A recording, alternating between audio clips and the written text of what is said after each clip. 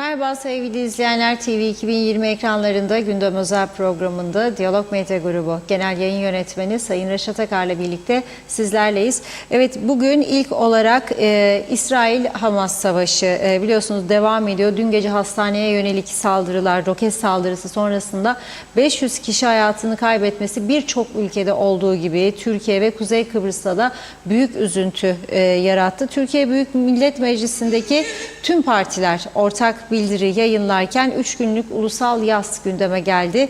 Kuzey Kıbrıs bu konuda ne yapıyor? Konuşacağız. Sonrasında sahte reçete soruşturması kapsamında tutuklananların kelepçeli vaziyette mahkemeye çıkarılmaları konusunda tartışmalar devam ediyor. Cumhuriyetçi Türk Partisi Genel Başkanı Tufan Erirman dün bu konuda meclisteki partilere ortak komite önermişti. Konuyla ilgili Erirman'la canlı telefon bağlantısı yapacağız. Üçüncü konumuz vatandaşlar Kuzey Kıbrıs'taki yolsuzluk olayları hakkında ne düşünüyor? Ne tür önlemlerin alınmasını istiyor? Konuyla ilgili röportajlarımız var. Onları sizlerle paylaşacağız ve son olarak da Lefkoşa'nın Rum kesimindeki bir alışveriş merkezinde kalp krizi geçiren 46 yaşındaki adama ilk yardımla hayat veren Kıbrıslı Türk Şaziye Azimkar bugünün kahramanı oldu. Bu konuyla ilgili de yine detayları sizlerle paylaşacağız. Evet, buyurun Reşat Bey.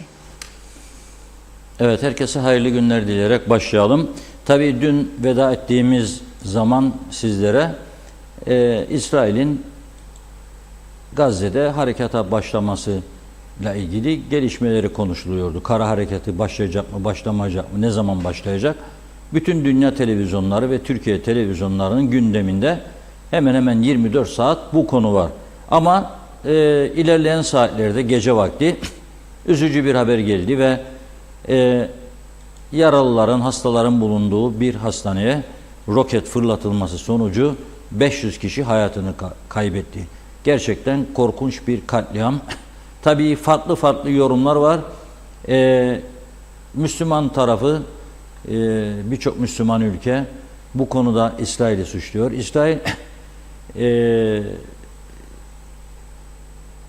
Filistinlerin, daha doğrusu terör örgütlerini suçluyor.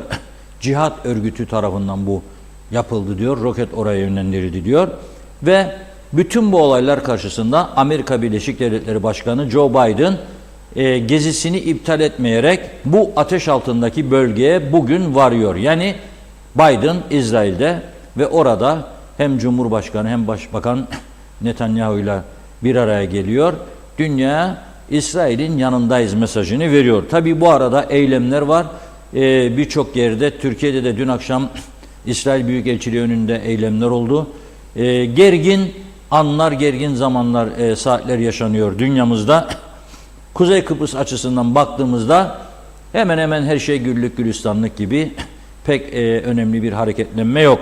Halbuki tabii Cumhurbaşkanı bir açıklama yaptı, Başbakan bir açıklama yaptı kısaca ama ortak bir hareket yok. Bakınız, Türkiye dün akşam bu olaylardan sonra Türkiye Büyük Millet Meclisi'nde temsil edilen siyasi partiler ortak bir bildiri yayınlayarak bu yaşananları kınadılar.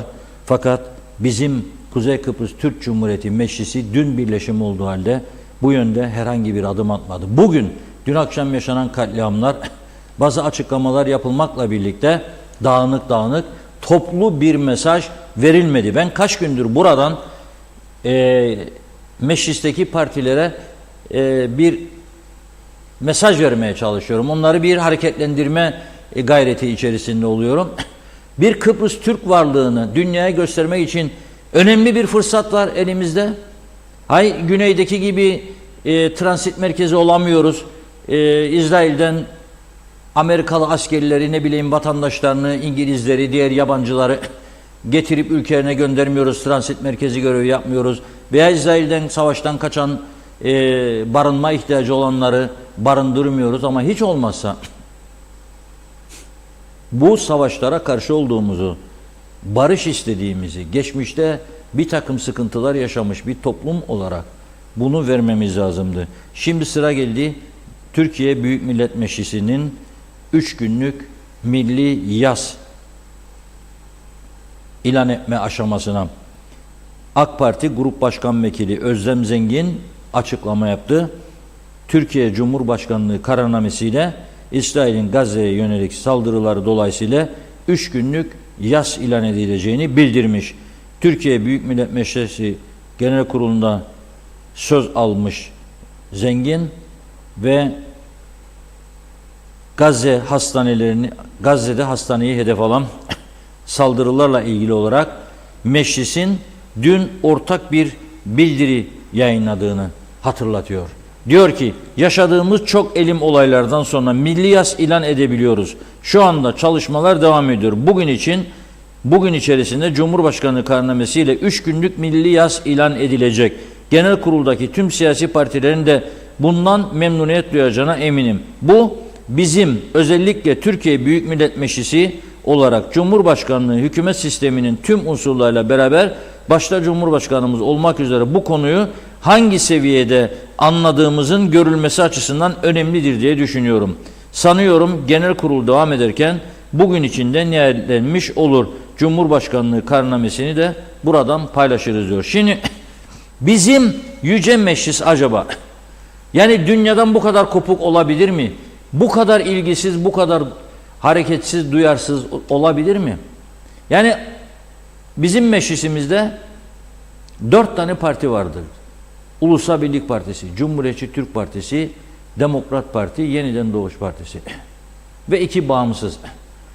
Bu 4 siyasi parti 2 bağımsızı da aralarına alarak şu tarafı tutun, bu tarafı tutun diye bir şey söyleme durumumuz yok onlara. Ama en azından bu kan ve gözyaşına karşı barış istediğimizi, barıştan yana olduğumuzu gerek Orta Doğu'da, İsrail'de, Filistin'de, gerekse Kıbrıs'ta ve bölgemizde ve tüm dünyada barıştan yana olduğumuzu ortaya koyan bir ortak bildiri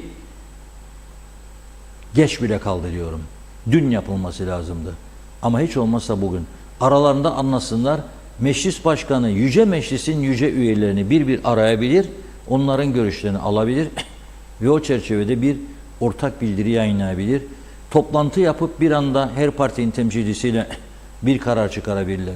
Ya bu alt tarafı 2 satırlık bir mesajdır. Hem istiyoruz eşit egemen olarak algılanalım dünyada, hem de her konuda hareketsiz, duyarsız olamaz yani. Üzüntülerimi belirtiyorum sadece. Ve geçiyorum kelepçe meselesine. Şimdi değişik görüşleri var. Efendim bu insanlar daha mahkum olmadı. Neden fotoğrafları çıkıyor gazetelerde? Neden bu insanların isimleri veriliyor? Ama sistem bu. Yani ben sistemin dışında kalamam tek başıma. Sistem bu. Güney Kıbrıs'tan 700 kilo avokado getiren adam bakkaldan aç kaldığı için 2 paket çips alamak zorunda kalan adam, kedisi karantinada gidip kediyi kurtaran kız öğrenci kelepçeli vaziyette çıkarıldılar bu gazetelerde ve televizyon ekranlarında. Bu durum da çok ciddi iddialar var bu sahte reçete olayında. Yani önümüzdeki süreçte göreceğiz bunu. Suçlularla suçsuzlar ayrılacak elbette. Tabii ki suçsuz insanların kelepçelenmesini hiçbirimiz istemiyoruz ve başından beri çağrı yapıyoruz buradan. Niye bu insanlar kelepçeli götürülüyor? Yine dün Yüce Meclis'in önünde bir büyük fırsat vardı. Neydi fırsat? Orada bu konu konuşuldu. Başbakan dedi ki Barolar Birliği'nin de konuşarak ortak bir komite oluşturup bu kelepçe meselesini tartışacağız. Kaç zaman gidecek? Ben bir defa komite lafını duyduğum zaman zaten bu iş çıkmaza sürüklendiği düşüncesindeyim. Her konuda. Mesela sınır kapıları ile ilgili komite kurulmuştu. Ticaret Odası, Sanayi Odası, Otelciler Birliği, Seyahat Acenteri Birliği. Ne oldu? 1 yılı geçti. Netice var mı? 0'a 0, elde 0. Olmaz. Olmaz. 20-30 tane insan bir araya gelecek. O bir şey söyleyecek, o bir şey söyleyecek. O kendi menfaati için. O diyecek örgütüme sorayım. O diyecek yönetim kuruluma. O diyecek oda meclisime. O diyecek bilmem nereye. Herkesin bir taraftan bağlı olduğu bir yerler var bu küçücük ülkede. Ama bu mesele son derece önemlidir insan şeref ve haysiyeti açısından. Eğer bir daha suçu tespit edilmemişse sadece sahte reçete meselesi değil. Bu kedisini garantinadan çıkaran kız öğrenci için de geçerli olmalıdır. Çift çaldığı için, tutuklanan için de, gariban için de geçerli olmalıdır. Suçu tespit edilinceye kadar eğer azılı bir tutuklu değilse, yani nedir? Cinayet işlediyse, evet 4 tane kelepçe vur kendisine. Zaten gördüğün işlediğini kendisi de itiraf ediyor. 4 tane vur, öyle götür. Ama bir takım iddialar daha somutlaşmamış.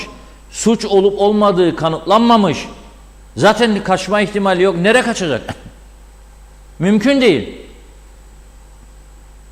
O zaman bunlar nasıl ki boşananlar birbirleriyle ilgili de suç iddialarında bulunmaz mı boşananlar?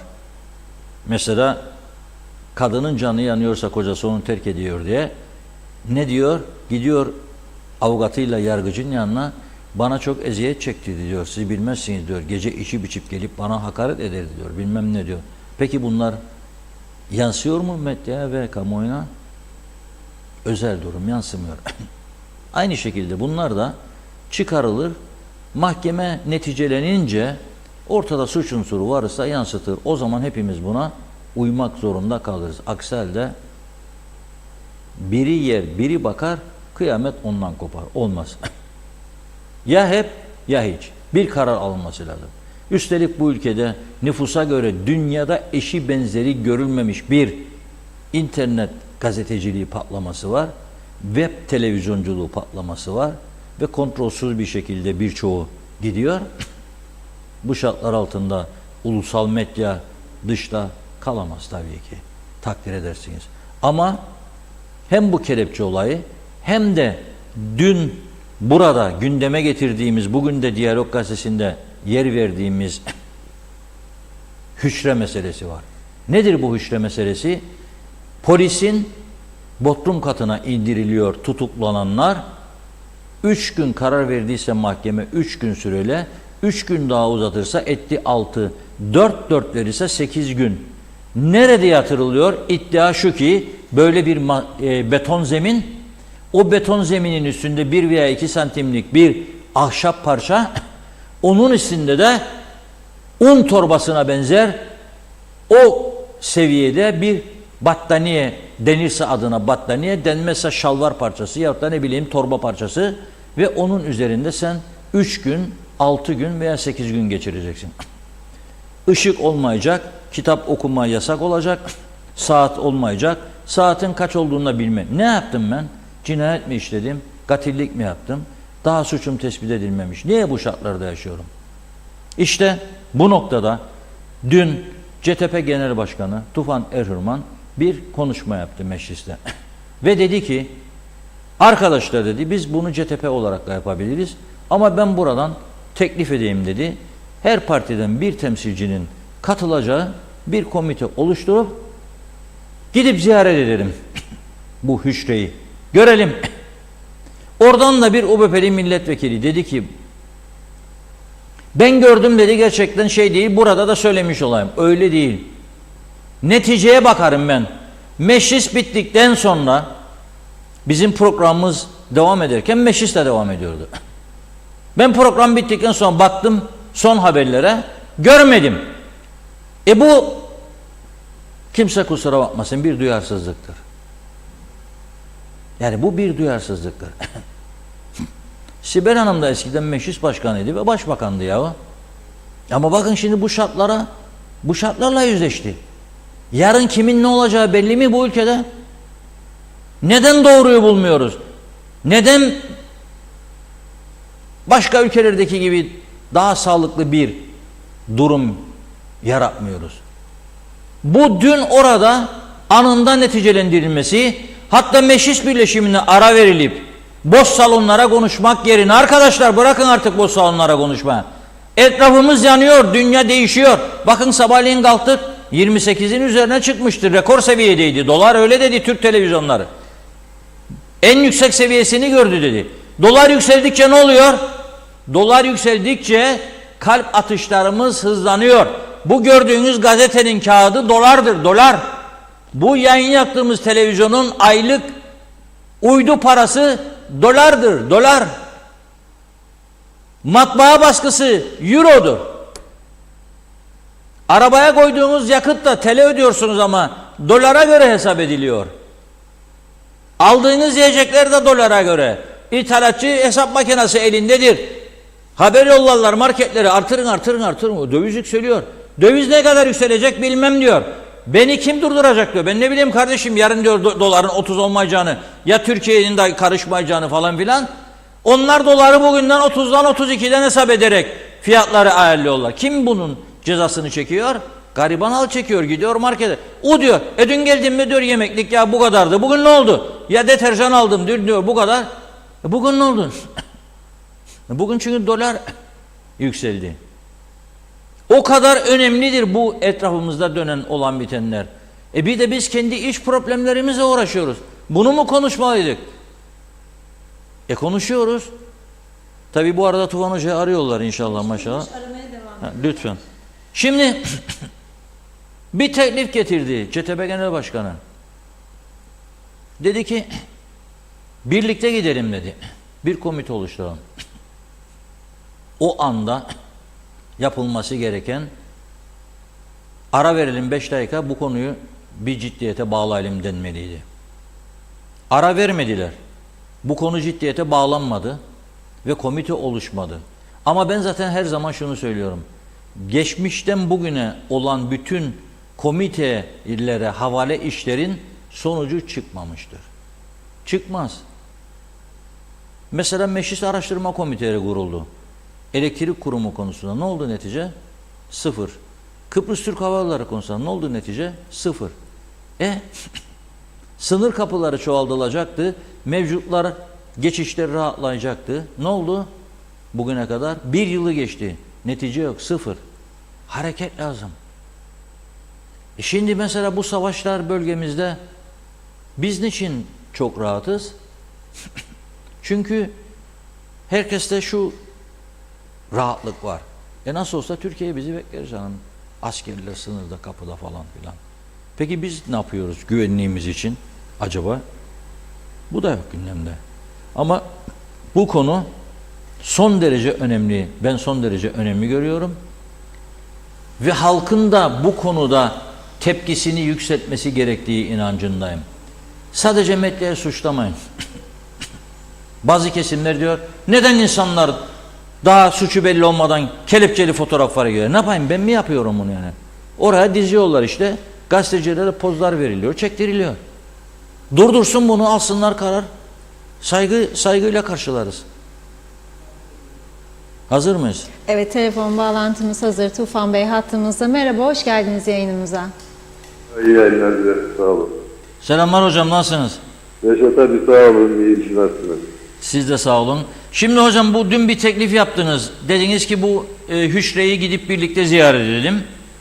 Her parti bir temsilci katılsın ama sonuçta galiba böyle bir tatmin edici yanıt alamadınız. Ne durumda? Önce ondan başlayalım isterseniz. Yok, konuşmanın sonrasında Ünal Bey'le görüştük.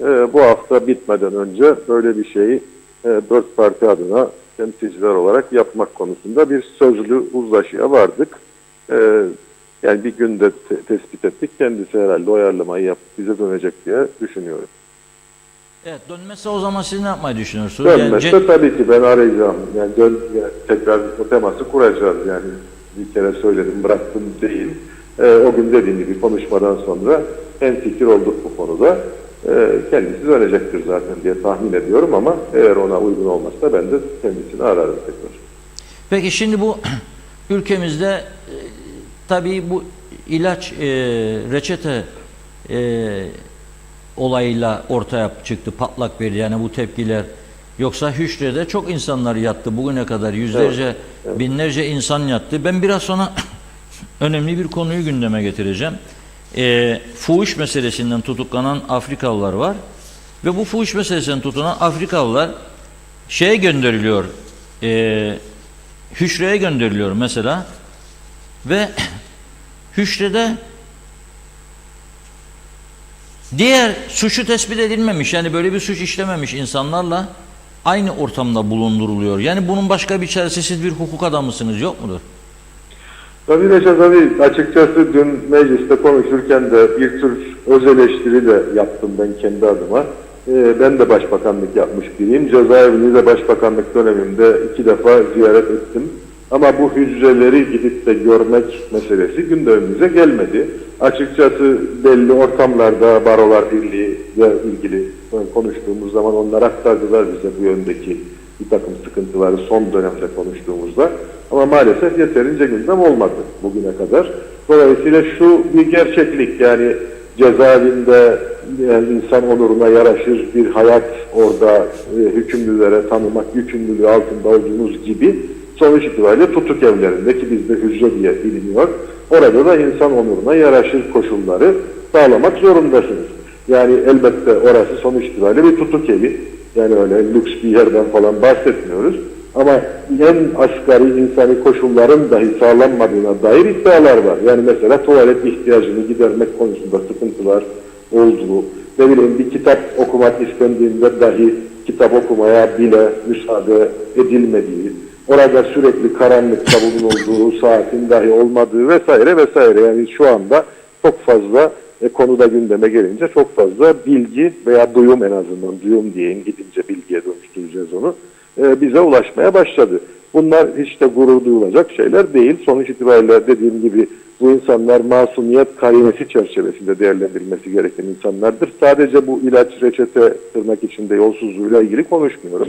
Sizin dediğiniz gibi hangi suçla ilgili olursa olsun tutuklu bulunan insanlar masumiyet karinesinden yararlanır. Masumiyet karinesi ne demektir? Mahkemede hüküm verilinceye kadar biz hukukta herkesi masum kabul ederiz. Kaldı ki masum kabul ettiğimize göre herhangi bir cezalandırmaya benzer uygulamayla karşılaşmaması da bu karinenin aslında gereğidir. Yani siz 10 gün, 11 gün, kimi tutuklular tutuk evinde bulunabiliyor. Bu 10 gün, 11 günün bir cezalandırmaya dönüşmemesi gerekir. Ne amaçla aslında tutukluluk kararı verilir?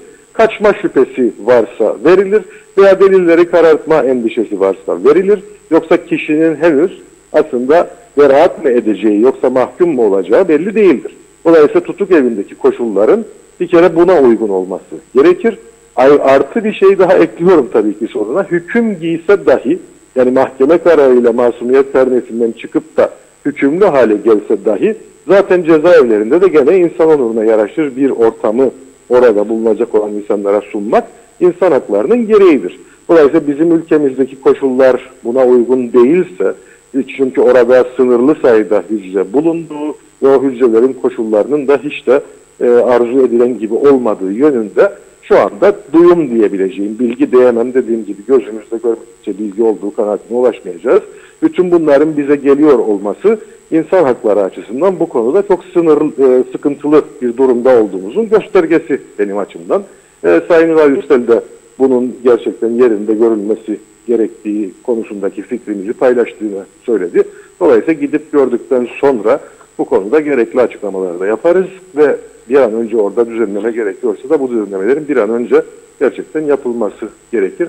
Dediğim gibi yani bu bize yakışan, insan hakları ihlali teşkil eden koşullarsa, oradaki koşullar söylendiği gibi asla bize yakışan, bizim kabul edebileceğimiz, uygarlık dediğimiz şeyle bağdaştırabileceğimiz şeyler değildir. Evet, peki bir de bu kelepçe meselesi var. Sonra dış politikaya geçelim. Bu evet. kelepçe yani meselesi... kelepçeyle ilgili de Reşat tabii. Mecliste de söylediğim gibi, daha önce açıkladığım gibi, yani hukukta her müessesenin ve her enstrümanın bir mantığı vardır, bir gerekçesi vardır, bir rasyosu vardır. Yani siz kelepçeyi hangi sebeple insanlara takarsınız? Bu dünyanın hemen hemen genelinde aşağı yukarı böyledir. Kelepçenin kullanılma amacı gene belli bir yerden belli bir yere taşınırken tutuklular veya hükümlüler, onların kaçması şüphesi varsa kaçmasının engellenmesi ve bir de oradaki insanlara veya kendine zarar verme ihtimali varsa bu zararın verilmesinin engellenmesidir. Yani bu enstrümanın kullanılmasının bir amacı var. Yoksa iş ola herkese kelepçe takmak gibi bir şey hukukun kendi gerekçe mantığı içerisinde yoktur. Dolayısıyla bizim de kullanımımızda bu evrensel kuralların geçerli olması gerekir. Elbette bir insanın kaçma şüphesi varsa ve gerçekten kaçabilecek gibi de ne bileyim burada her şeyine bakarsınız. Yani bedenine de bakarsınız, psikolojisine de bakarsınız. Sonuçta yanında polisler de var bu kişinin. Eğer kaçma şüphesi varsa elbette kelepçe kullanmak, o enstrümanı kullanmak meşru hale gelir. Eğer kişinin kendisine veya çevredeki insanlara, mesela orada bulunan gazetecilere bir zarar verme ihtimali öngörülüyorsa idare tarafından, polis tarafından, o zaman da kelepçe enstrümanı kullanılabilir. Yani ben kelepçe kesinlikle kullanılmasın gibi bir tavrı da doğru bulmam kendi adıma. Ama bunu böyle bir yaygınlaştırma, genelleştirme ve kural haline getirme. Yani kim olursa olsun, ne olursa olsun, hangi suçla ilgili olursa olsun muhakkak kelepçe takılacak diye bir kural haline getirmeyi doğru bulmadığımı söyledim. Sebebini de söylüyorum. Çünkü bu işin, bu enstrümanın aynen hukuktaki tüm kurumlar ve enstrümanlar gibi kullanılmasının bir gerekçesi var ve bu gerekçe evrensel. Dolayısıyla bizim bu evrensel gerekçeleri, o enstrümanları kullanırken her defasında test etmemiz gerekiyor. Elbette burada da polisimizin bir takdir yetkisi olması gerekecek. Çünkü hangi tutuklu ya da hangi hükümlü kaçma riski taşır, hangi tutuklu ya da hangi hükümlünün kendisine ya da başkalarına zarar verme riski vardır noktasında elbette polisimizin belli bir takdir yetkisinin bulunması gerekiyor. Ve tabii üzücü şeylerden biri de şudur: kamuoyundan tepkiler geldiğinde, medyadan tepkiler geldiğinde, sosyal medyadan tepkiler geldiğinde bu işin en garantisi herkese kelepçe takmaktır. Herkese kelepçe takıldığı takdirde hiç kimsenin eleştirme hakkı olmaz gibi bir düşüncenin polisimizi etki altına ve kurumlarımızı etki altına almaması gerekir. Bizim ilkelere ve gerekçelere, hukukun gerekçelerine bağlılığımız esas olması gerekir. Evet, doğru. Ben de az önce zaten dedim ki yani cinayet işleyen bir adama 2 değil 4 taksınlar. Kimse itiraz etmez. Çünkü orada bir vahşilik var. Tabii yani birini öldürdüğü düşünülüyorsa başka birini de öldürme riskini dikkate alabilir polis. Dediğim gibi burada polisimizin takdir yetkisine sahip olmak konusunda bir endişe duymaması lazım ve bizim de takdir yetkisi konusunda polisimize o güvene sahip olmamız, o güveni telkin etmemiz lazım.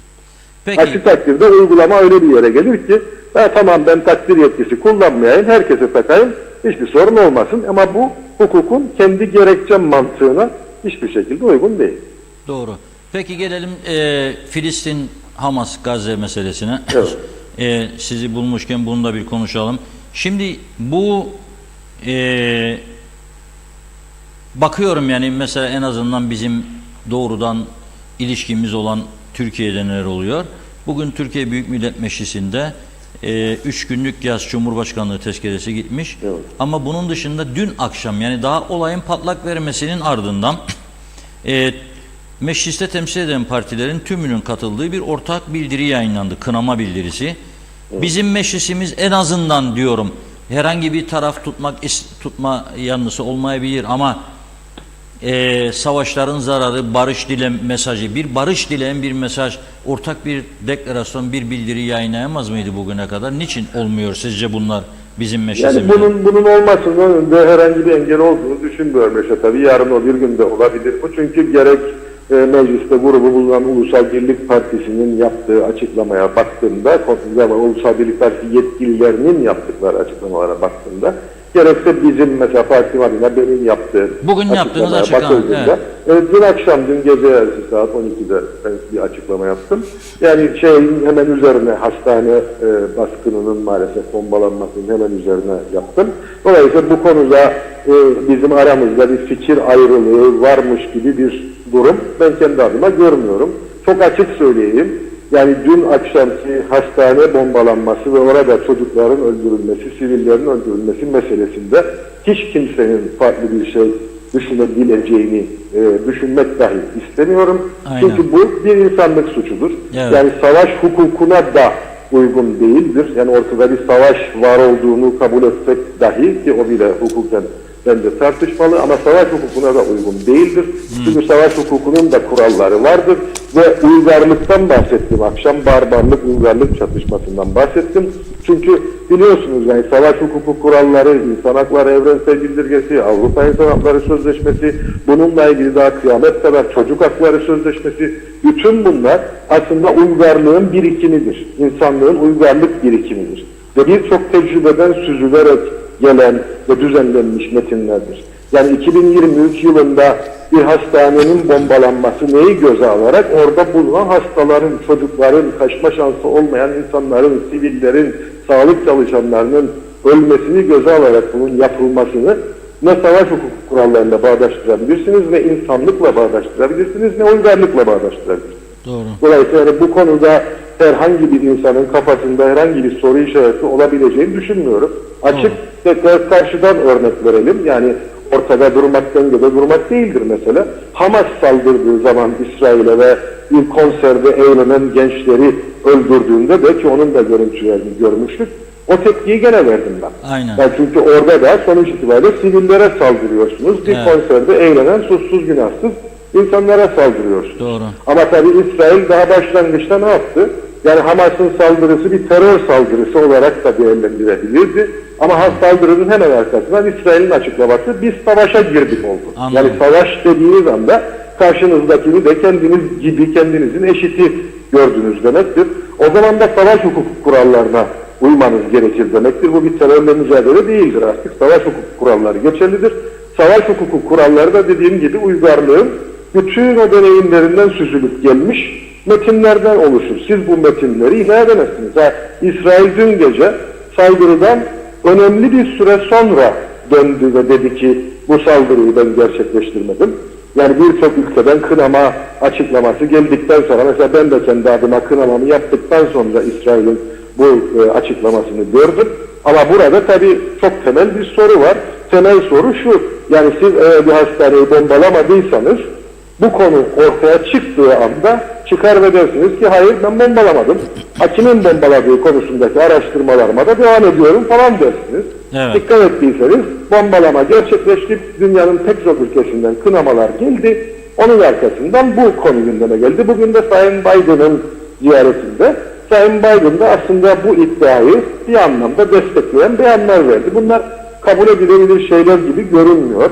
Yani sonuç itibariyle çocuklar ölüyor Reşat abi. Yani Evet, bu doğru. dünyada insanlığın kaldırabileceği, hazmedebileceği bir şey değil.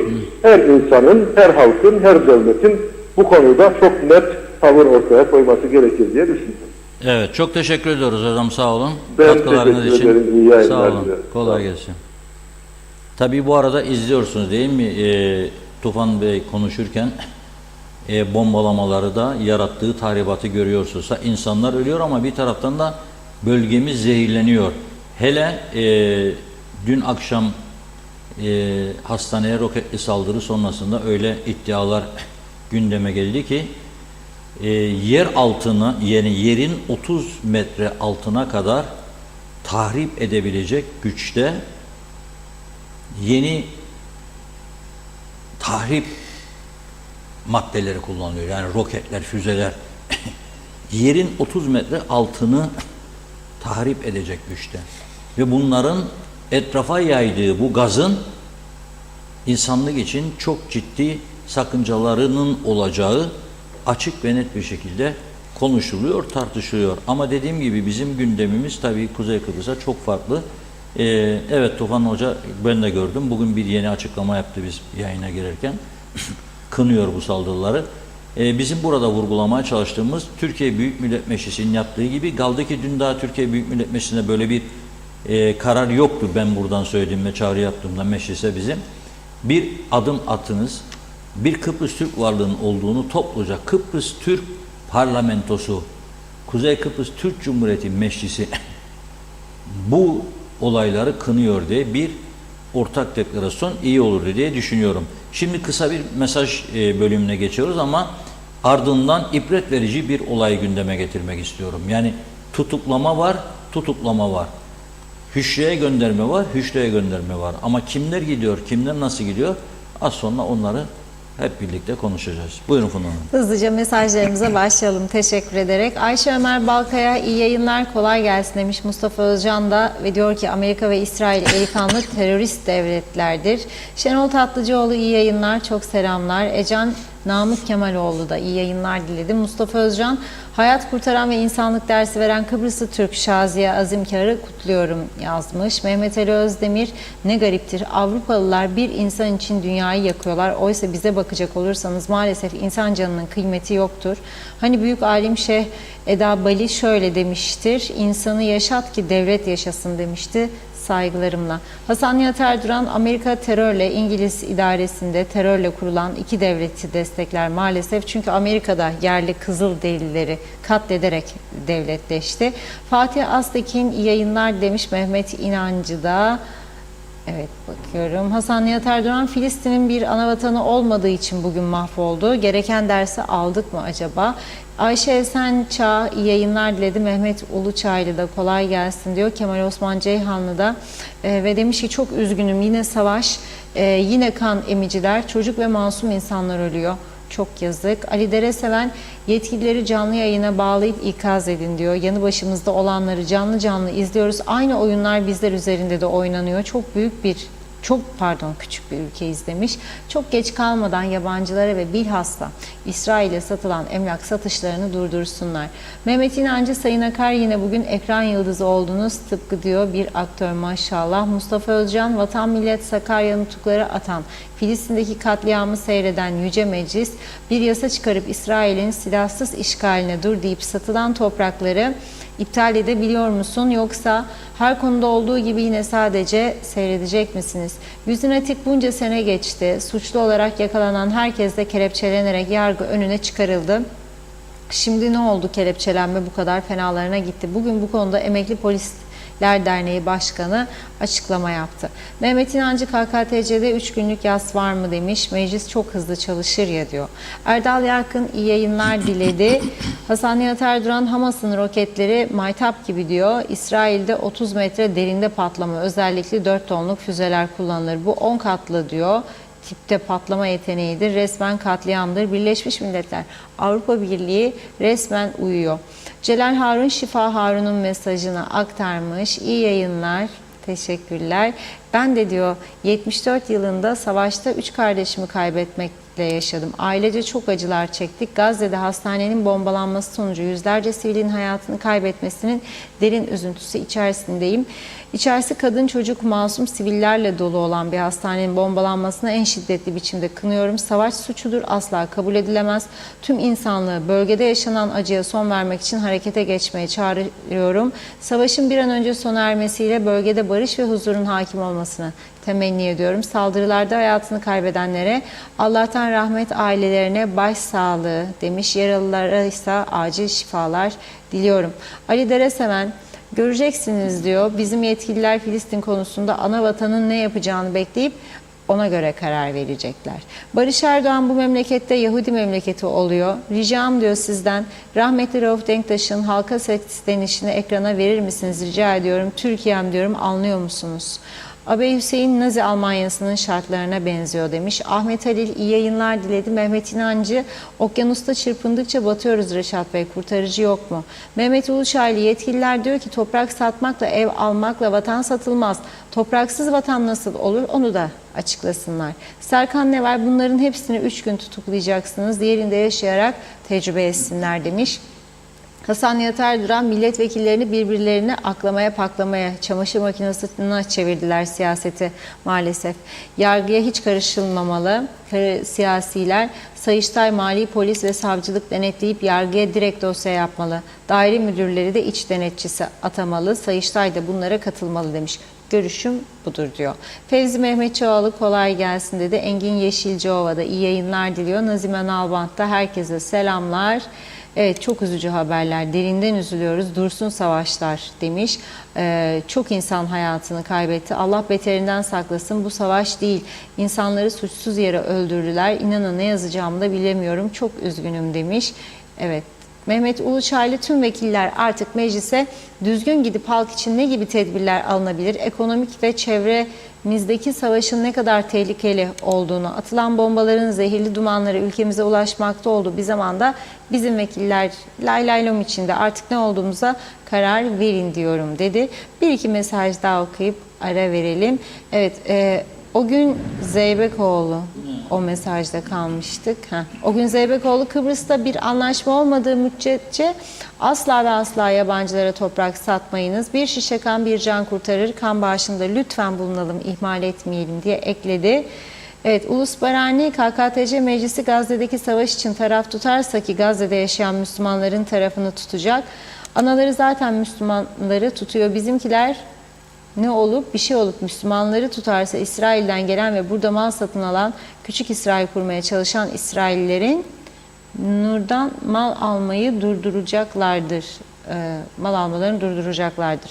Güden Şeherli de demiş ki o hücrede ben de yattım diyor. Suçumuz sigarasına oyun oynamak. Bize ayakkabı bağını çıkarttılar, bir de kemeri. Soruşturma olana kadar bizi hücreye soktular diyor. Böyle pislik kokusundan geçilmiyor demiş. O günler deprem olmuştu. Demirler adeta sağa sola gidiyordu. Bağırdık ama dinleyen yok diyor. Çok kötü diyor. Yan tarafta arkadaş bana dedi ki hiç korkma, bütün Kıbrıs yıkılsa bu hücre yıkılmaz dedi. Hiçbir hijyen yoktu diyor. Onlar gene şanslıdırlar. Bağlarını, kemerlerini çıkartmadılar demiş. Ne farkımız vardı ama şanslıdırlar. Depreme dayanıklıdır hücre diyor. Tema Yavaş'ta Londra'dan selamlarını yollamış. Kolay gelsin, çok güzel program yapıyorsunuz dedi. Daha var ama devam edeceğiz yine. Mesajlarımıza buyurun. Evet, çok teşekkür ediyoruz. Sağ olun. Şimdi polisimiz tabii görevini yapacak. Ve ben polisimizin çok zor koşullarda çalıştığını da biliyorum. Yani eleman eksikleri var. Teknik, alet, edevat, cihaz eksiklikleri var. Bunları da çok iyi bildiğimizi devamlı söylüyorum zaten. Polise takviye yapılmalı diye. İnşallah önümüzdeki günlerde 140 kişilik yeni bir takviye yapılacak. Münhal ilan edeceklerdi, bekliyoruz. Şimdi tabii bunları biz neye söylüyoruz? Hükümeti de teşvik etmek için. Ve nitekim onlar da mesajı geç de olsa algılıyorlar ve bir cesaret gösterip münhal ilan ediyorlar. 140 kadar polis, 45 kadar da muhaciret memuru alma kararı Başbakanın 2 gün önce Polis Genel Müdürü'nün ziyaretinde ortaya atıldı. Bekliyoruz, takipçisi olacağız. Şimdi önemli olan şudur. Dün bir ara bahsetmiştim. Barış Harekatı'ndan sonra Lapta'da bir ıslah okulunun olduğu devamlı gündeme getirildi. Ne yapılıyordu? Mahkumlar içerisinde ilk defa suç işlemiş çocuklar, gençler veyahut da hayatında ilk defa suç işlemiş insanlar, bunların topluma kazandırılmaları için diğer azılı mahkumlardan ayrı tutulmaları gerekiyor. Ve oraya gönderilip orada hem eğitim alıp hem sanat öğrenip ve gayet iyi insanlar olarak geçmişinde yaptığından pişmanlık duyarak yeniden hayata atılmalarına fırsat tanınıyordu. Bu okul 74'ten sonra daha da geliştirileceğini, çünkü nüfus patlaması yaşadık ve yaşıyoruz. Kapatıldı.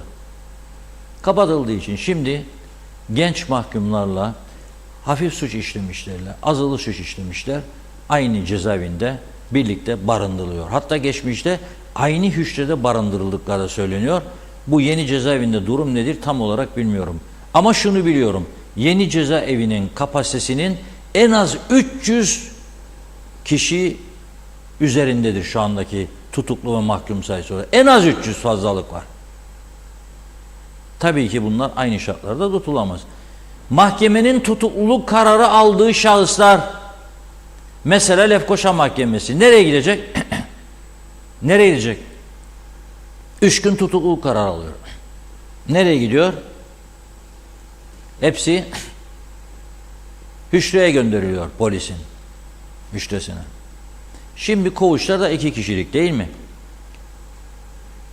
2 gün önce, bugün 3. gün oluyor.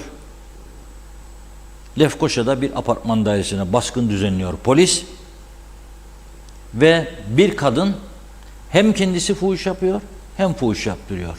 Hatta rakam veriyor, soruyorlar kendisine, 400 lira kişi başı yaptırıyormuş.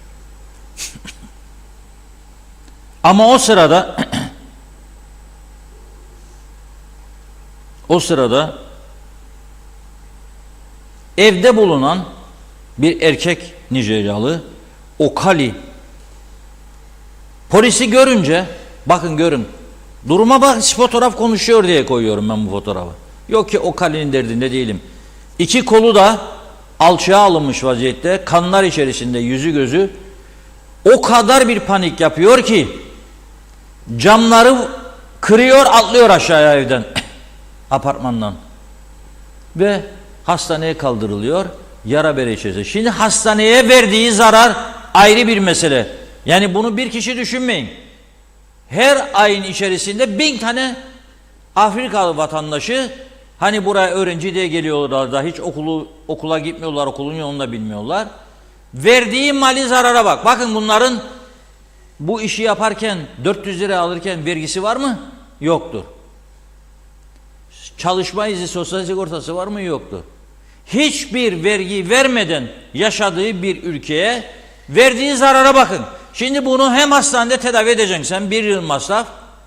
Hem bunu 3 gün hücrede neyse sandviç ekmeği arasında bir dilim peynir de olsa yedirme, içirme. Sonra da mahkeme buna hapislik verirse 2 yıl, 1,5 yıl hapiste besleme. Bunu nasıl kaldıracak bu küçücük ülke? Bunu düşünmeleri lazım. Bu küçük ülke bunu nasıl kaldıracak? Ve öyle polisin zaman zaman fırsat bulup vakit ayırıp da baskın yapmasıyla sonuçlanabilecek bir olay değil bu. Çünkü her baskında 4 kişi, 3 kişi, 6 kişi ele geçiriliyor. 10 binlerce insan var. Burada söylüyorum, sadece 1 yıl içinde 105 bin Afrikalı giriş yaptı bu ülkeye. Turizm Bakanlığı'nın sitesinden aldım ben bu rakamları. Kafadan atmıyorum. Bu 105 bin kişi nerede yaşıyor bu arkadaş? Bunların yiyip içmesi, yatıp kalkması, benim sosyal fonlarıma hiçbir katkı olmadan hastaneye gitme. Ne olacak, gitti hastane. Şimdi atladı aşağı, polis aldı bunu hastaneye götürdü. Ne diyebilir ilk yardımda? Bunun çalışma izi yok, kaydı yok, ben bunu almam diyebilir mi? Diyemez. Peki bu kadar gelişi güzel fuhuş yapan insanlar hücreye götürüldüğü zaman, mesela bu kadın bir başka, diyelim ki çift hırsızlığından yatan bir kadınla veyahut da diyelim ki temizlik yaptığı evden bir bilezik çalan bir kadınla aynı hücreye konması ve ötekinin o kalu bu kalunun ayrı bir erkekle hücreye konmasında bunun yaratacağı diğer olumsuzlukları düşünen var mıdır? Ne gibi olumsuzluk diyeceksiniz bana? Her türlü bakteri, mikrop bulaştırması yanındakini. Bugün Kuzey Kıbrıs'ta doktor arkadaşlarımla konuşuyorum, ben de öğreniyorum. Müthiş bir cinsel hastalık patlaması vardır. Müthiş. Ama tabii bunlar rapor tutulmuyor, kamuoyuna açıklama yapılmıyor. Hatta doktorlar kendileri konuşmak istemiyor. Çünkü bu özel hayatın gizliliğidir. Anladık da nüfus bize iddia edilen KKTC nüfusu 392 bin ama 100 bin, 150 bin, 200 bin fuhuş yapan bir insan sektörü varsa bunlar nerede tedavi olacak? Çoğu hastaneye gidemiyorsa gizliyor ve gizledikçe başkalarına satıyor. Bazıları başkalarıyla da cinsel ilişkiye girdiği zaman o çalışma izinli olan veya vatandaş olanlara da bulaştırdığı zaman o çalışma izinli veya vatandaş olanlar hastaneye başvuruyor. Hadi bakalım, hastane bunu aylarca tedavi edecek, ilacını verecek, filmlerini çekecek, röntgenlerini çekecek, MR gerekirse MR'a koyacak. 1 yıl masraf. Nasıl kaldıracak bu KKTC devleti? Bugün bütün işi gücü bırakıp KKTC devletinin sadece iktidarın değil muhalefetiyle birlikte bunun üstüne kafa yorması lazım. Bir an önce bu ülkedeki kaçakların gönderilmesi lazım. Bakın Rumları eleştirebilir bazıları. Ama geçen gün açıklandı istatistikler.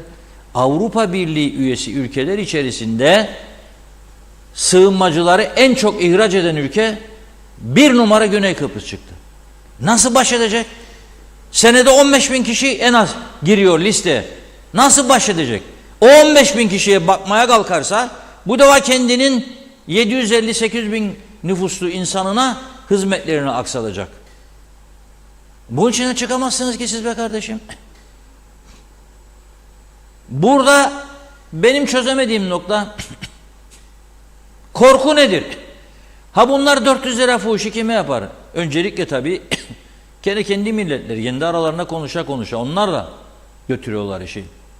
Ama onlar da başka birileriyle ilişkiye girdiği zaman bu iş çığırından çıkmış oluyor. Bu Bazıları der ki efendim cinsel ilişki de bir ihtiyaçtır. O başka bir şeydir. Ama böyle kontrolsüz fuhuş tamamen ölümle dans etmek demektir. Ha ders alan var, almayan vardır. Ben ona karışmam. Ama ders almayan insan çoktur. Para için bu işi meslek haline getiren insan çoktur. Bunun altından nasıl kalkacak bu sosyal sağlık fonları? Ben böyle bir imkan görmüyorum. O zaman kayıt dışılığa karşı gerçek anlamda inandırıcı bir savaş başlatacaksınız. Bu savaşı da kesinlikle ve kesinlikle ne Sosyal Sigortalar Dairesi'nin elemanları yeter, ihtiyaç sandığının, ne Çalışma Bakanlığı'nın, ne de polisin. Belediyelerin hani kadrosunda görülür şu böyle 60, 70, 80, 100, 150, 200 zabıta memuru diyorlar ya, onlarla birleştirerek ve bir hazırlık süreci gerçekleştirerek bir eğitim, kurs süreci, ondan sonra yayılmalıdırlar bunlar. Nereye? Ülke çapına. Ve başlatılmalıdır. Bunun başka çaresi yok. Konuşursunuz Akgünler Turizm'le ya Türkiye Dengicilik Şirketi'yle her gün 2 tane gemi orada bekler. Konuşursunuz havayolu şirketleriyle 4 tane uçak ödersiniz. Size maliyeti daha azdır. İnanın daha azdır. Ama hiç olmazsa girişleri bir kontrol alın artık. 2000 euro veya 2000 dolar her giren şahıstan deport fonu adı altında parayı almanız şarttır.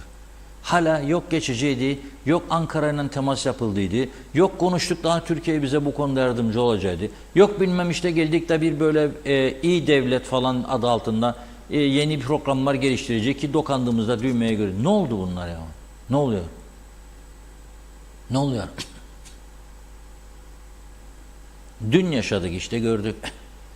Bir bakanlığın, Tarım Bakanlığı'nın Facebook sayfasına 3 tane farklı seks videosu atılıyor ve 2 tanesi 21 saatte kaldırılamıyor. Teknolojik olarak ne kadar geri kaldığımızın somut göstergesidir bu. 21 saat alay etti bizim bütün Rum medyası. Dediler ki hala kaldırılmadı. İzlenme rekorları kırıyor. Bu güzel bir şey değil ya. Bu güzel bir şey değil. 21 saat. Şimdi bazıları diyor ki konuşursunuz, söylersiniz, yazarsınız. Ne oldu? Çok şey oluyor. İşte söyleyeyim, dün bunu konuştuk. Program bitinceye kadar mecbur hissettiği sorumlu makamlar kendilerini herhalde kaldırdılar siteden. Kalkabilirmiş demek ki. Ama ilgi ister, heyecan ister, teknoloji ister. Bilen adamlarla çalışacaksınız, kaldıracak. Nitekim öyle oldu. Mutlu oldum. Ama tabii bu arada 3 videoyu toplamda 20 binin üstünde kişi izlemiş. Bu da bir rekordur ha, söyleyeyim yani. Bu da bir rekordur. 20 bin kişi bir anda bedava video görmesi önemli bir gelişmedir. O yüzden söylüyorum, hücre meselesine gireceksek bu detaylarında düşünülmesi lazım. Kapsamlı bir çözüm gereklidir diye düşünüyorum. Şahsen bu konuda oturup görüşecekler. Kapsamlı bir çözüm üretecekler. Polisle, yargıyla işbirliği halinde siyasi otorite buna bir çözüm getirecek. Aynı hücreye siz bir zanlıyla reçete doğruydu, sahteydi verdiği reçete iddiasından hücreye koyduğunuz bir adamın yanına siz fuhuş yapan bir kadını koyamazsınız arkadaş. Koyuyorlar demiyorum, varsa söylüyorum. Ama neticede hücre sayısı sınırlıdır diye duydum. Ve çok zor koşullarda yaşadıklarını da duydum oradakilerin. Şimdi de bir polis arkadaş yazdı bana. Sandviç, ama nasıl sandviç verirler diyor, yemek olarak da ekmeğin arasına ince bir peynir veriyorlar. Ye bunu ve doy diyorlar. Bu taraftan da bunlar geliyor. Hani biz korona olduğunda maske taktırdılar bize. Nefesten geçer diyorlar. Enfeksiyon hastalığı olmasın. Ne kaç paraya tedavi edilir bir adam? Bunu söylesinler bakalım. Yani öyle basit bir iş değil bu. Basit gibi görünür ama değil. Neyse gelelim vatandaşların düşüncesine. Şimdi bu reçete yolsuzluğu konusunda vatandaşların düşüncelerini de biz almak istedik. Ne düşünüyorlar ve ne tür önlemler öneriyorlar? Ömer Kadiroğlu'nun röportajlarını birlikte izleyelim. Bu sahte reçete meselesindeki tutuklamaları takip ediyor musunuz? Ediyoruz, dinliyoruz ancak bana gelir ardında bir çıban var bu işin. Yani inanmıyorum ben. Ne için yapıldığını düşünüyoruz. Yarın bize de şehir hastaneleri yapabilirler. Ana vatanında doktor, eczacı da gönderebilirler. Temel bu da olabilir. Ara sıra takip ediyorum. Neler söylemek istersiniz bu konuda? Bu konu devletin işidir. Yani benim söyleyeceklerimin bir çözüm geleceğine inanmıyorum ben. Evet. Anlatabildim mi? Ancak eğer gerçekten böyle bir yolsuzluk hükümeti soyma durumu olmuşsa, kimler varsa hiç kimseyi ayırt etmeden suçlamaları ve hatta mal varlıklarına el koymaları gerekir. Tabii şimdi yapılan o sahte reçeteler aykırı, her şeye, kanuna da aykırı, topluma da uymaz. Yani biz Türk olarak lazım biraz daha dikkat edelim kendimize. Gelişmeleri takip ediyorsunuz. Evet. Ama şimdi devletin yaptığı da yanlış. Ben 30 sene sigorta yatırmışım. Ben şimdi hiçbir şey alamam. Hiçbir ilacımı zaten şeker hastasıyım. Ben zaten bugüne kadar almadım da ama alamam da şimdi. Neden? Neden? İşte bu konulardan, bu sahtekarlık konularından. Doktora gideceksin, 100 liralık ilaç alacaksın, doktora gideceksin, vereceksin 800 lira, 700 lira. Alacaksın reçeteyi, gideceksin 100 liralık ilacı alacaksın. Bu ne biçim uygulamadır? Evet. Var mı böyle bir şey başka bir dünyada yok? Rum tarafında hiç yok. Tutuklanır da arkası gelmesi lazım. Yani hapis olmaları lazım. Çünkü çaldılar, hırsızlık. Bu en büyük hırsızlık, devleti çaldılar, döndüler aynı ilacı tekrar sattılar kupürünü kestikten sonra. Bundan daha büyük hırsızlık mı olur? Olaylardan haberdarım ve iğrenç bir olay. Bizim KKTC'ye böyle bir şey yakışmıyor. Ben Kıbrıs Barış Harekatı gazisiyim. Eşim Kıbrıslıydı, ayrıyız ama çocuklarımın annesi. 50 senedir buradayım. Ben böyle bir şeyi hazmedemiyorum yani. Hazmedemiyorum. Ben şeker hastasıyım. Hastaneye gidiyorum. Hapımı yazıyor doktor. Hastaneye gidiyorum. Hastanede hap yok. İkinci hafta gidiyorum. Gene yok. Gene yok. Gene. Yemin ediyorum Türkiye'ye gidiyorum ve Türkiye'den alıyorum haplarımı. Evet. Yani bu kadar bir rezilliğe ben hazmedemiyorum. Haberlerde dinliyorum. Sahtekarlık doğru mu? Doğru değil. Bu tüysüz yetimin hakkı var bunda. Bu resmen korsanlıktır. Devleti soymaktır. Evet. Peki siz Adalet yerini bulması için de ne hak ettilerse cezasını versin devlet. Gerçek payı var mı, yok mu? Ama yani herkes gidip sigortalı olan kişiler doktor yazmadan, atıyorum ben tansiyon hastasıyım. Her gün doktora, her ay hapı kullanıyorum. Her ay doktora gidip eczacıya şey yapmazdık. Yani eczacılar gidiyor, sigorta reçetesi yapılır diyor. Onun devlet müsaade etmiştir onlara, değil mi?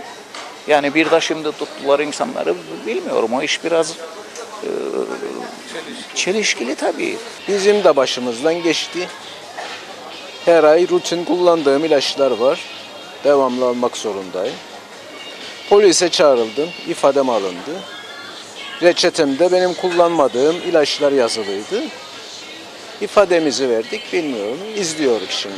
Bir vatandaş olarak başka hangi konularda soruşturma yapılmasını istersiniz? O elektrik kurumu konusunda, Elektrik. elektrik değil, elektrik kurumu. Yolsuzluklar konusunda, yakıt alımındaki yolsuzluklar hakkında soruşturma ve asıl onlarda tutuklanma yapılması gerekir. O kadar konu vardır ki Mesela aklınıza ilk gelenler. bugün yurt dışında yolsuzluktan dolayı bulunan insanlardır ve hiçbir tedbir alınmıyor. Vallahi onları bırak, onları da onlar düşünsün artık. Baştakiler zaten hepsi sahtekar. Hepsi sahtekar. Onlar istemez ki, onlar istese zaten bulurlar hangi konularda soruşturma yapacaklarını bilmezler mi? Polis de bilir, devlet de bilir, hükümet de bilir, milletvekilleri de bilir. Zaten çoğu onların içindedir. İsterler mi soruşturma? İstemezler. Çok konular var soruşturulacak. Mesela aklınıza ilk gelen. Mesela daha önceki yolsuzluklardan hani ne oldu? Hepsi kapandı. Kooperatif soyuldu, bilmem ne soyuldu. Türk Hava Yolları gitti. Toprak ürünleri kurumu sallandırdılar. Daha ne? Daha ne var? Aklıma gelmez. Yoksa çok şey var. En fazla yapılması gereken Kıptekin ihalesiz petrol alımları. Değil mi? Onlar bence daha önemli. Bunları sigortalar bilmiyormuştu. Diğer ilaç alımlarının böyle olduğunu da şimdi bir anda muteber insanları içeri soktular. Esas yakıt alımlarıdır. Kıptek'ten tabii oradaki çalışanlar değil. Yani baştaki kişilerdir onu yapan ve daha alıyorlarmış ihalesiz. Devletin bütün birimlerinde olması lazım. Her yerinde devletin. Bu bir başlangıç. Devamını istiyorsun. Tabii adalet düzen istersek memlekette devamı olması lazım. Elektrik kurumu da bütün kurumlarıyla hepsinin denetlenmesi lazım. Sizce Kuzey Kıbrıs Türk Cumhuriyeti'nde temiz bir siyaset, temiz bir yönetim oluşturmak için ne yapılmalı? Çok şeyler yap. Kökten her şeyin değişmesi lazımdır.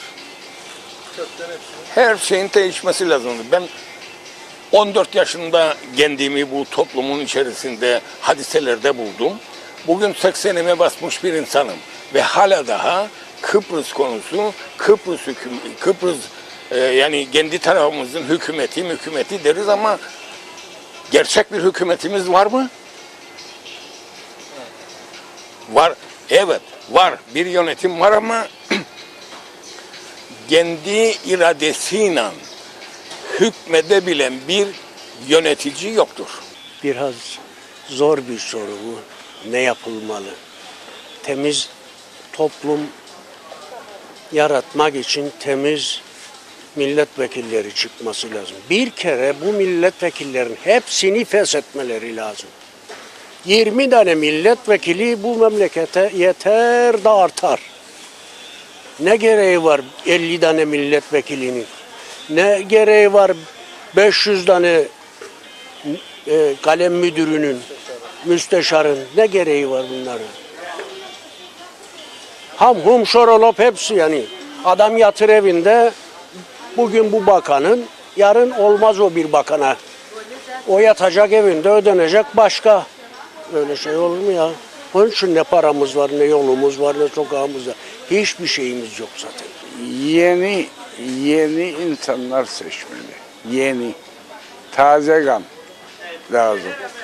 Bir de 50 tane milletvekili bu memlekette çok. Adem'in arkadaşım Kamil de söyledi. 50 tane milletvekili. Kaç kişi 50 milletvekili olacak ya? Millet ve vatandaş aklını başına alacak. Bunlara oy vermeyecek kardeşim. Vermeyecek. Bana adam gelmiş 85 yaşında daha milletvekili. Ne yaptın ya, gel bana sor bakayım. Ne yaptın?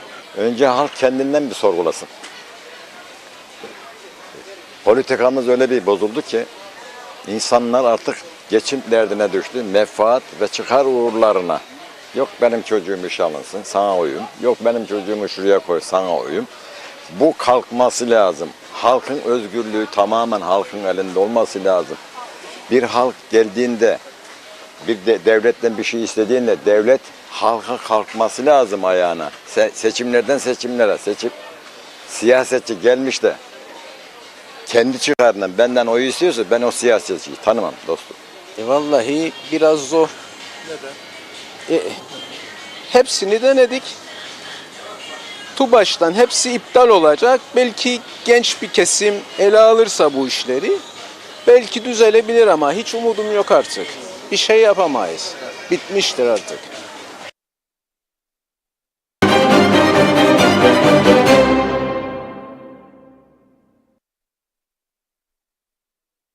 Vatandaşların farklı farklı görüşleri olabilir. Hepsine saygılıyız. İnşallah siyasiler de onların söylediklerini iyi değerlendirirler. Şimdi biz önemli bir konuya gelelim. Bizde şöyle bir şey var. Şimdi hele bu Filistin-Hamas olayı yaşanınca bir kesim insan şunu sormaya başladı. Eğer mesela Kıbrıs'ta Elam saldırsaydı Kıbrıs'ı Türklere, o da bir terör örgütüdür değil mi? Terör örgütüdür. Ve bizim KKTC Meclisi'nin kararı var bu konuda. Terör örgütü aynı zamanda meclistedir. Rum Temsilciler Meclisi'ndedir şu anda. Silahlı eğitim gördüğü belgelenmiştir. Akel Partisi bizzat, yani bir başka Rum partisi tarafından başsavcılığa verilmiştir dosyaları, silahlı eğitim görüyorlar. Eski Rum Milli Muhafız Ordusu kamplarından. Doğru mu? Doğru. Kıbrıs Rumlarla konuştuğumuzda şöyle derler. Onlar 100 tane aptaldır. Öyle diyorlar değil. Sonra baktık seçimlerde arkadaşın oyları, o aday olan arkadaşın 50 bine fırladı. 50 bin, yani 100 aptal değil, 50 bin destekçi. Sonra baktık geçen hafta Avrupa Parlamentosu'nun seçimlerinde Kıbrıs Türkler oy kullansın kullanmasın. İki parti, bir tanesi DİSİ yeni başkanı Annita Hanım. Annita şık, sarı saçlı bir güzel bayan, çekici bayan. Bütün Avrupalı liderlerle görüştüğünde hepsini büyülüyor. Normaldir. Yani mesela bizde meclis başkanı bir bayan olsa ben eminim Brüksel'dekilerini daha kolay etkileyebilir. Çünkü kadına saygı vardır Avrupa'da. Böyle bir tokalaştın mı, böyle bir de güzel güldün mü falan sempatik olur. Şimdi bunu da tartışır bazıları bizde. Efendim işte Türkiye olmasaydı bize de ne yapıldı? Onda doğru, Türkiye olmasaydı neler olurdu? Ama tabii ki iki toplum arasında iyi ilişki olmasında büyük bir çoğunluk istiyor. Ben de bunlardanım. Ben iki toplum arasındaki ilişkilerin devamlı surette iyi olmasını arzu ettiğimi söylüyorum. Çünkü savaşlardan iki tarafta büyük zararlar gördü. Yeni savaşlar olmasın diyorum. Terör yanlısı olanları etkisizleştirecek, yani şöyle sayılarını azaltabilecek hareketlerde bulunulsun.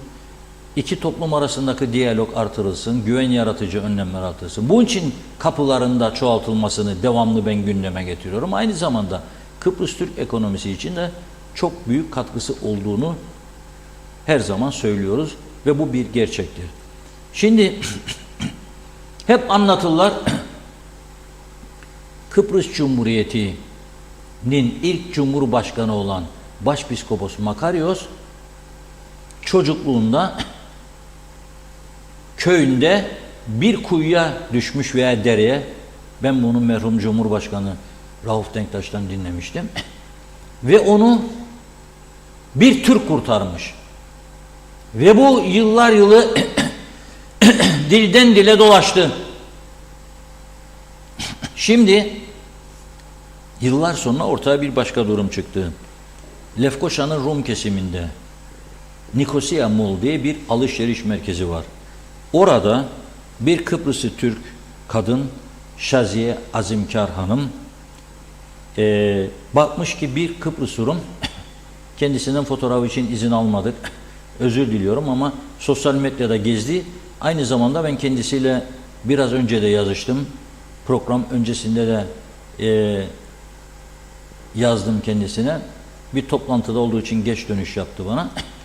Bağlanmasını arzu ettiğimi söyledim. Neden? Bir Rum'u kurtardı da kahraman falan istemeyebilir, ön plana çıkmayı istemeyebilir.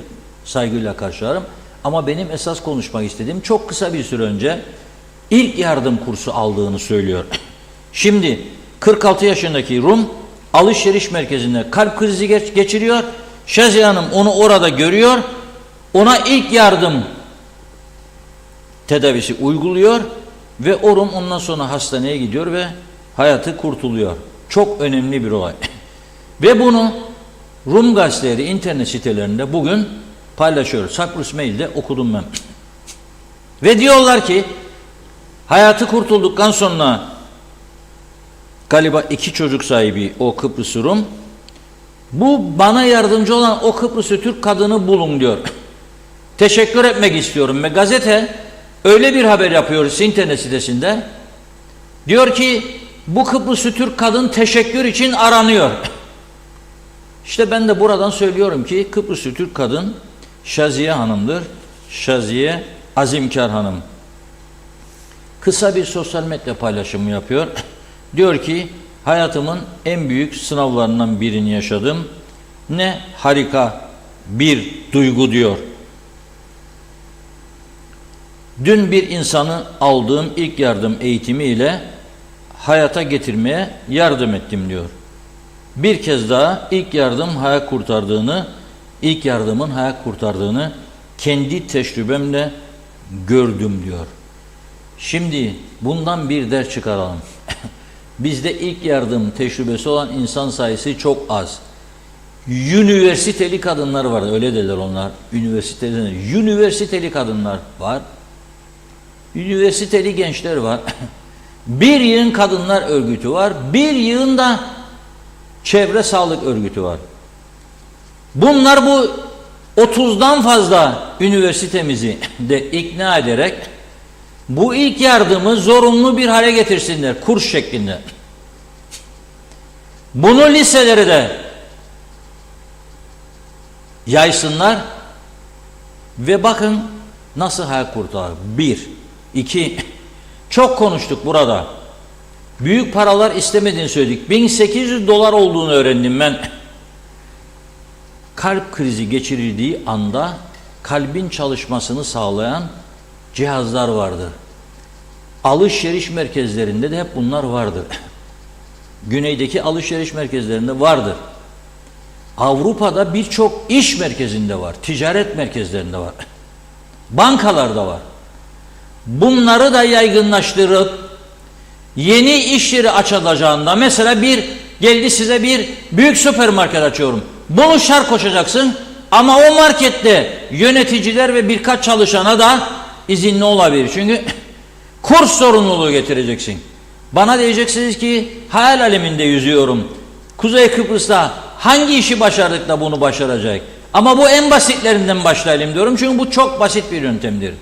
Bu kalp çalıştırmak için gerekli cihazlar ve eğitimi. İnşallah maşallah belediye sayısı 18'e düştü yahu. Bağlı şarkıcılar getiriyorlar Türkiye'den. 2 milyon lira. Verdim gitti diyor. Kimin parasını? Tamam eğlence isterik ya ama 20.000 Türk lirasına 2.000 Türk lirasına gelecek şarkıcılar da var. Yerli veya gönüllü. 10 sene süreyle ben Güzellik Festivali'ne Türkiye'den ünlü sanatçılar getirdim bedava Günaydın Gazetesi'nden rica ederek.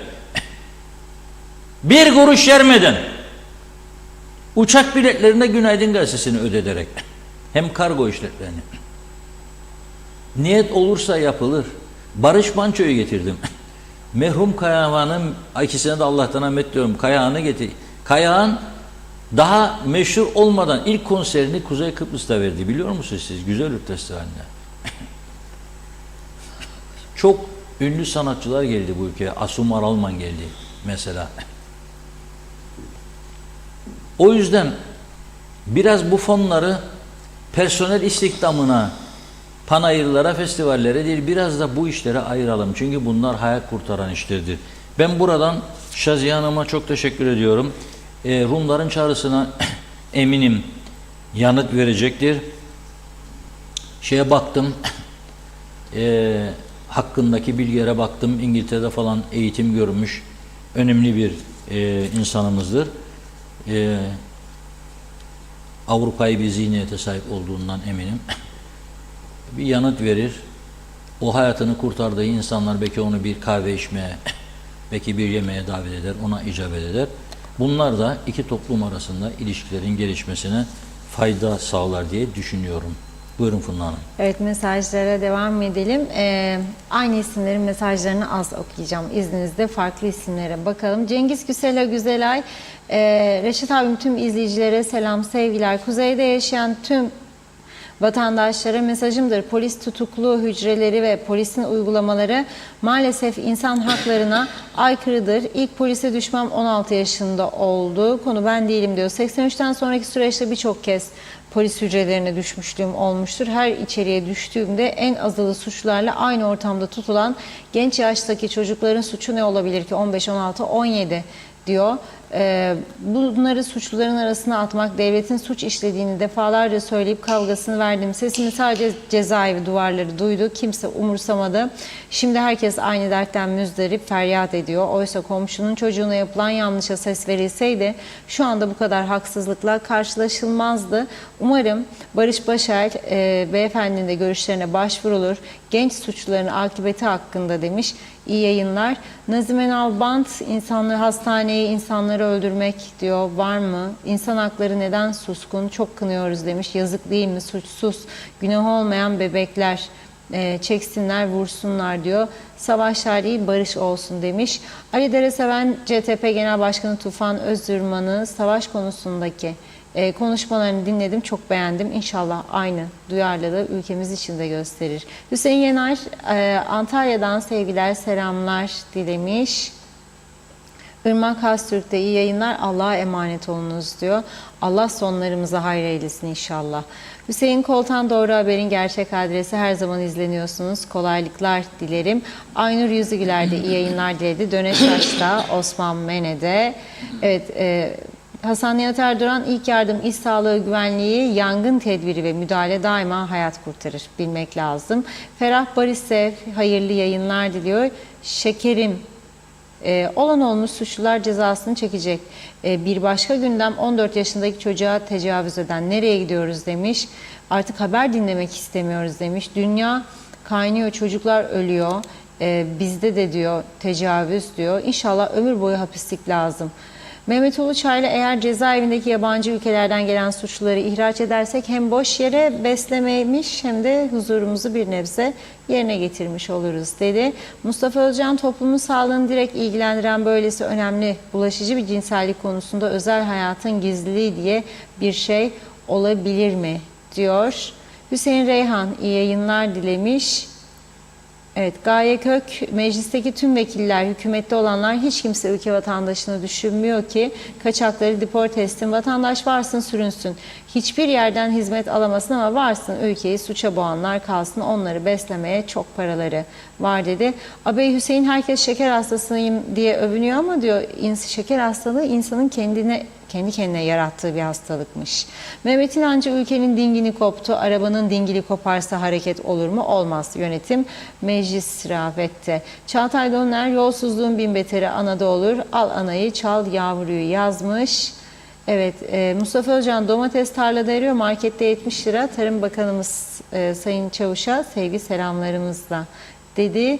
Galip Sekban, iyi yayınlar dilerim yazmış. Sayar Aker, medeni yetişkin insanlarımız var oldukça arkamız yere değmez, korkmayınız dedi. Ali Cevat da iyi yayınlar diliyor.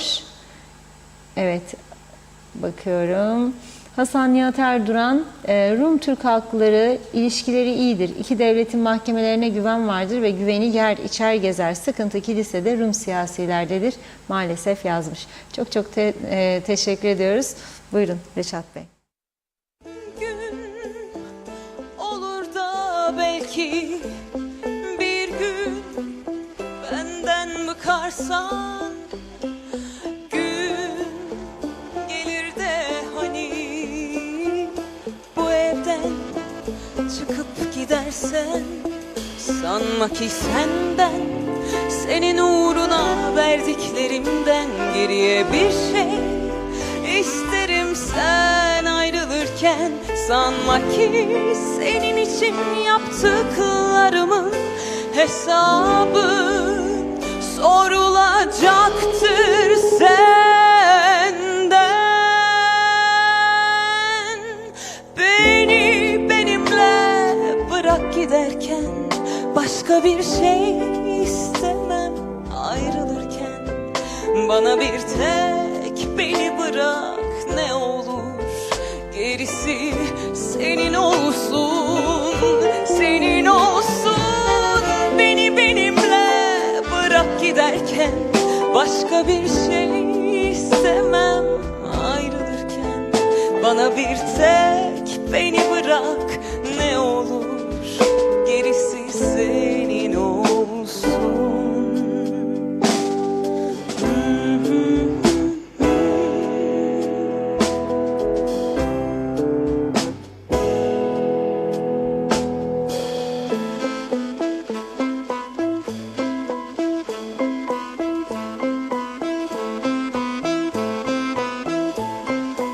Bir başka alem seni benden alırsa,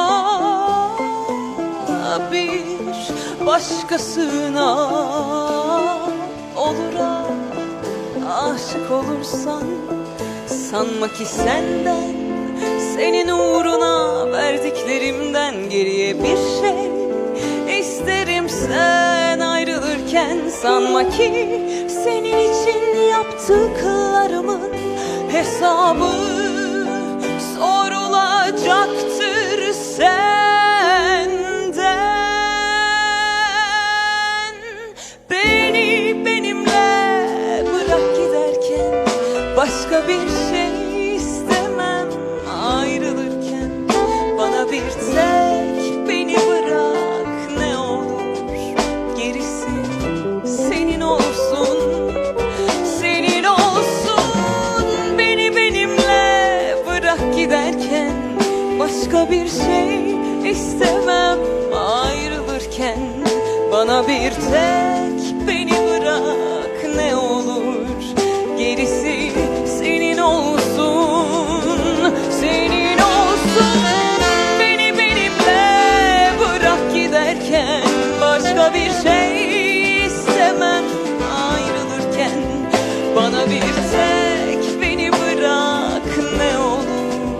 Gerisi senin olsun, senin olsun. Beni benimle bırak giderken, başka bir şey istemem ayrılırken. Bana bir tek beni bırak ne olur.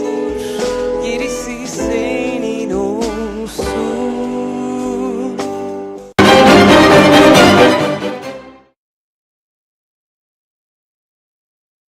Evet, müziğimizi de dinledik. Şimdi programın da sonuna geldik. Sizlerden gelen katkılara çok teşekkür ediyoruz. Bizim için çok yardımcı oluyor, bize yardımcı oluyor, yol gösterici oluyor. Kemal Gözay Bey, Islah Okulu'ndan bahsetmiştim ya LAP'ta. Diyor ki, Islah Okulu dediniz diyor, ben orayı iyi bilirim diyor. Deniz kenarında 80 kişilik yemekhane, üst kısmında okul, futbol sahası, çamaşırhane, öğretmen yatı evleri, dülgerhane, her hayvanın bulunduğu çiftlik ve her kişiye 5 metrekare toprak verilirdi ekip biçmesi için herhalde. Kendi yetiştirdiğini ye diyorlarmış. Bakın ne kadar güzel hayata hazırlıyor. Kendin pişir kendin ye gibi 5 metrekare yer veriyor. Yetiştir bunu ye diyor. Mesela marul, şimdi kış geliyor ya, havalar serinleyince, yağmur başlayınca kendinizin yetiştirdiği marulun lezzeti bir başka oluyor. Ben markete gittiğimde bakarım marullar böyle inek başı gibi biraz sonra. O nereden de biliyorsunuz değil mi? Ya suni gübre atıyorlar, libazma dedikleri, eritiyorlar suda veriyorlar. 3-4 gün içinde çat çat büyüyor. Bazıları Berelex diye tablek kullanıyor enginarlar için. Bakıyorsunuz Berelex kullanılmayan enginarların yaprakları böyle iflas etmiş gibi. Tabi üretici diyor ne ben iflas edeceğim diyor. Berelex'i verdiği zaman deli gibi canlanmaya başlıyor, büyüyor. Evet, diyor ki Kemal Bey, bu Islah Okulu'nun çok faydaları vardı diyor. O zamanlarda bile düşünülenleri biz elimizden çıkardık da bu durumlara getirdik ya. O insan üzülür. Bir başka izleyicimiz Filiz Hanım yazı. Şimdi bu şey konusuna katkı koymak isterdim diyor. İlk yardım konusuna ben diyor ilk yardım eğitmeniyim ve yıllardır ülkemizde ilk yardımcı yetiştiriyorum diyor. Çok memnun oldum, bunu duydum. Tabii geç kaldık bugün, vaktimiz kalmadı Filiz Hanım. Yarın inşallah maşallah sizi bağlarız. Kısaca bir sohbet ederiz.